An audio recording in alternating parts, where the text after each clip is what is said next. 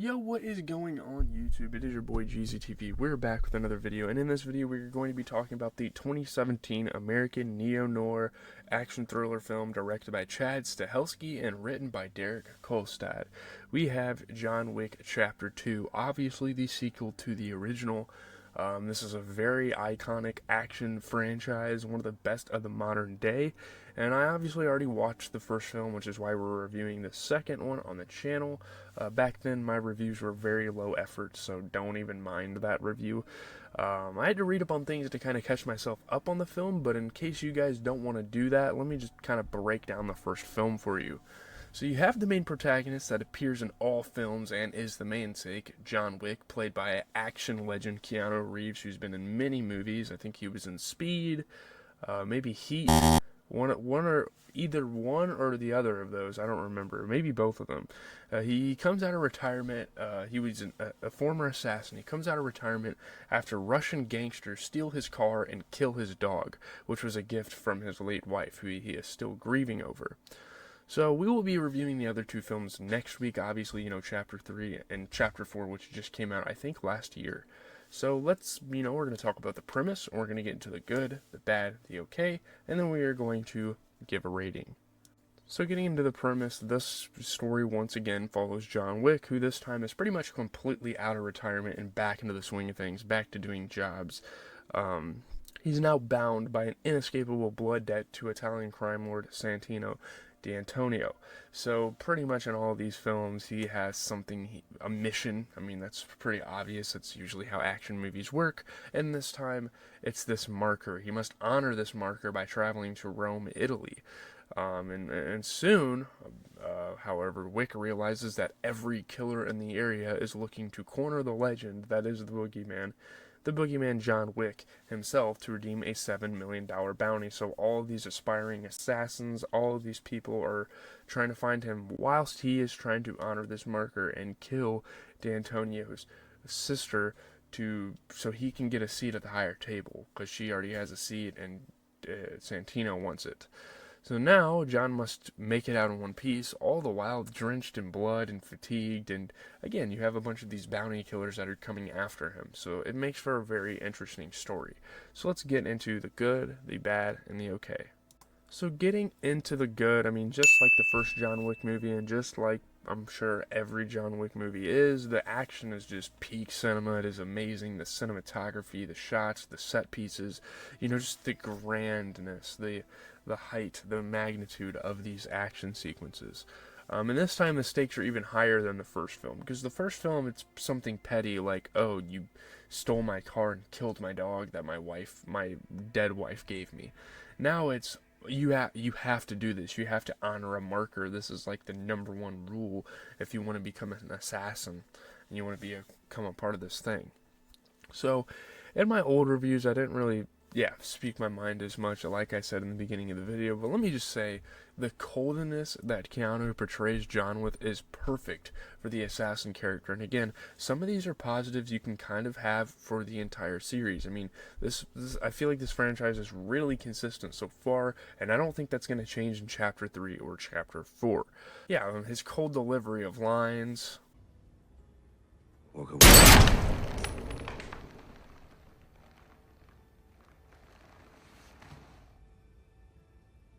What have you done? Finished it. And his remorselessness when on the prowl makes him that more badass of a character. Like, he doesn't give a shit who he kills. He's going to do anything necessary.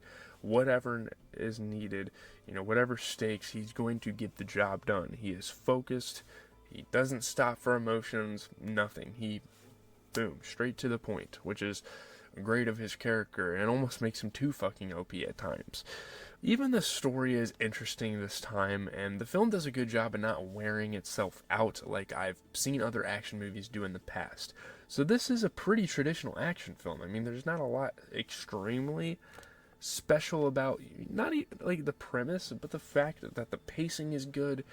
And we'll get into some slight negatives. There are very tiny negatives and very slight mixed aspects of this. but it just doesn't wear itself out. It's good at getting to the finish line in a timely manner, and it doesn't seem like we're wasting a lot of time. This is one of the most, I mean, this is one of the most non-stop action movies I have seen in some time. I mean, it is constant. Hardly any intermission, hardly even any dialogue scenes. It's a lot of gunfire. It's a lot of hand-to-hand, knife-to-knife combat at times.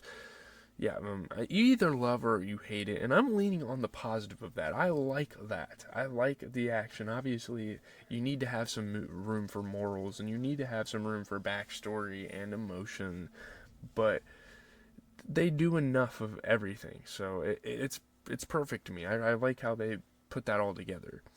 It still finds a way to look back on Wick's past relationship, him kind of reminiscing, looking at pictures towards the beginning of the film, and for him to embrace the man's best friend, his pit bull, which is such a cute little thing about that, and it shows that John Wick is a human. It's not like he is this robotic person, and I like how they have an opportunity to do that. Plus, the inclusion of this underground criminal universe was awesome, insane.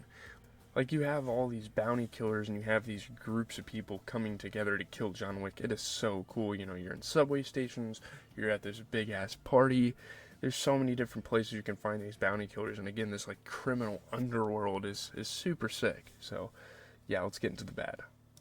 Now, getting into the bad, these might as well have went into the okay because these are super minor things that I have, like minor gripes I have with the film.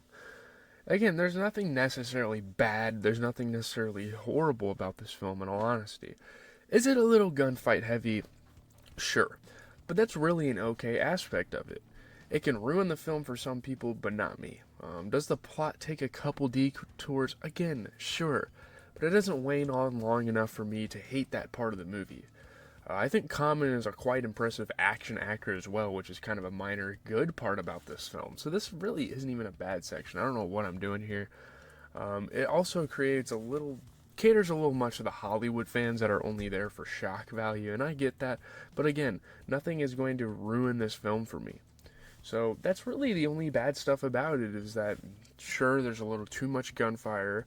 Sure, there's a couple detours that take the focus off the plot. And sure, maybe it is a little too much shock value, maybe the aesthetic is a little too much, but in a sense I kind of like the aesthetic, so let's get into the okay. Really the only thing that I'm absolutely mixed on is that it gets a little dramatic, some of the parts where they're like rolling down the stairs, and some of the fights take a little too long, and sometimes it takes a little bit to get to the point, but again, that's not going to change. Like, that's just being super hypercritical. That's just being super nitpicky about it. It's like, oh, why are they rolling down the stairs like that?